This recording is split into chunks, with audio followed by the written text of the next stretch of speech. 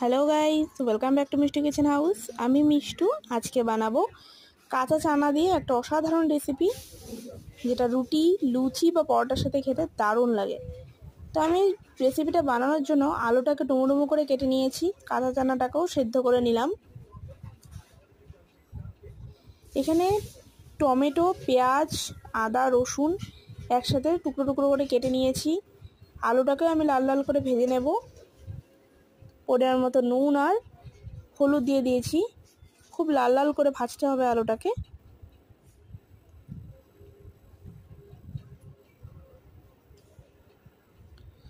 পেঁয়াজ, টমেটো, আদা, রসুনটাকে এভাবে বেটে নিয়েছি। এখানে আমি পরিমাণ মতো হলুদ গুঁড়ো, লঙ্কার গুঁড়ো, জিরে গুঁড়ো, ধনে গুঁড়ো একসাথে জল দিয়ে মিশিয়ে নেব। আলুটাও ভাজা হয়ে গেছে। দেখো, কড়াইতে তেল দিয়ে ফোড়নে একটা গোটা শুকনো লঙ্কা দিয়ে দিয়েছি, কুচনো পেঁয়াজ আর একটা কাঁচা লঙ্কা দিয়ে দিয়েছি। পেঁয়াজটা লাল লাল করে ভেজে বেটে রাখা মশলাটাকেও আমি দিয়ে দেবো। খুব ভালো করে মশলাটা কষাতে হবে যতক্ষণ না পর্যন্ত তেল ছাড়ছে মশলা থেকে।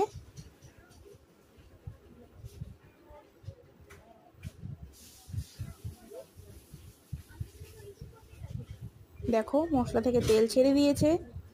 এবার আমি আগে থেকে ভেজে রাখা আলুটাকে দিয়ে দেবো।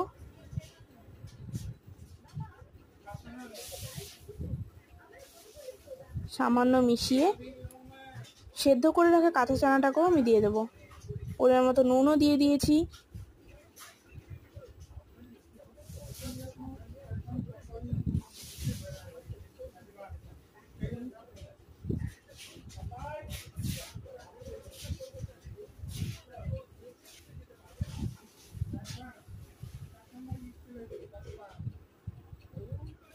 খুব ভালো করে মেশাতে হবে, নিচে যেন লেগে না যায়।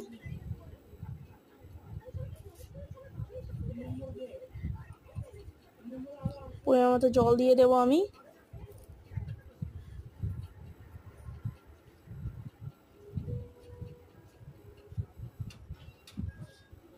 দেখো, আমার কাঁচা চানা দিয়ে বানানো রেসিপিটা হয়ে গেছে। কেমন লাগলো আজকের ভিডিও? ভালো লাগলে লাইক, কমেন্ট, শেয়ার করে দিও। টাটা।